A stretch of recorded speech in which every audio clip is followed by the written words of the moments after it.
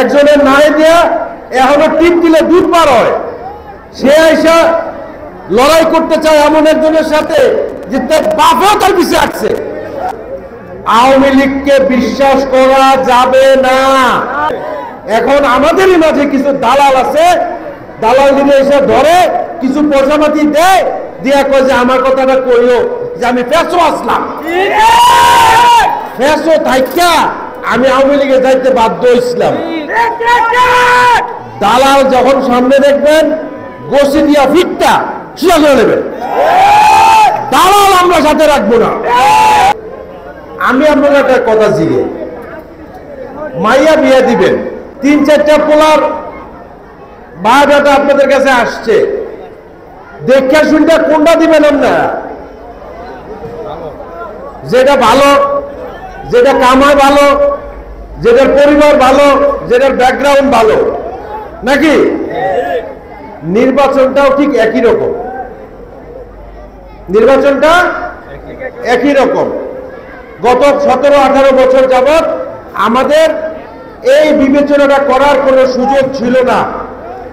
এই স্বৈরাচারী আওয়ামী লীগ সরকার, যাদের অনেক লোকজন এখন আবার আমগুলোকে আসে, আমগো মিটিং এ বসে, আমগুলোকে চলে বাসনের লেগে, নাকি?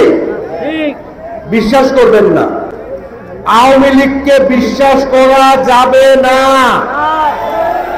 আমরা 17 বছর ঘরে ঘুমাইতে পারি নাই, আমাদের ব্যবসা করতে দেয় নাই, আমাদের বাড়ি ঘর জ্বালায় দিছে, আমাদের উপর অত্যাচার করছে। এখন আমাদেরই মাঝে কিছু দালাল আছে, দালাল দিনে এসে ধরে কিছু পয়সাপাতি দেয়, দিয়া কয় যে আমার কথাটা কইও যে আমি ফেসো আসলাম, ফেসো থাইকা আমি আওয়ামী লীগে যাইতে বাধ্য হইছিলাম। দালাল যখন সামনে দেখবেন গোসি দিয়া ফিটটা সোজা করে নেবেন। দালাল আমরা সাথে রাখবো না, কারণ আমাদেরকে আল্লাহ তাআলা বিবেক দিছে, বুদ্ধি দিছে, দিছে না?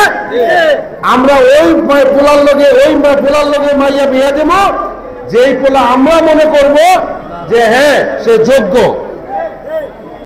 একজনের নাই দিয়া এখনো টিপ দিলে দুধ পার হয়, সে আইসা লড়াই করতে চায় এমন একজনের সাথে যে তার বাপও তার পিছিয়ে আসছে, তারপরেও বড় বড় কথা বলে। আবার লগে চামচা কিছু আছে, এটি আইয়া বিভিন্ন মিছিল মিছিংয়ে কইতে থাকে, এইটা করছে এইটা করছে। আরে বলে একটা বক্তব্য বানাইছ রেদওয়ান আহমেদ ছাড়া আর প্রয়াত আলী আশরাফ সাহেব ছাড়া চান্দিনাতে যত এই প্রাণগোপাল দত্ত হোক আর শাওন হোক আর যাই হোক, যত বড় বড় নেতা আসছে, কেউ একটা বক্তব্য বানাইছে? কেউ একটা আবাদত খানা বানায় বলছে এখানে 5টা লোক নামাজ পড়বে?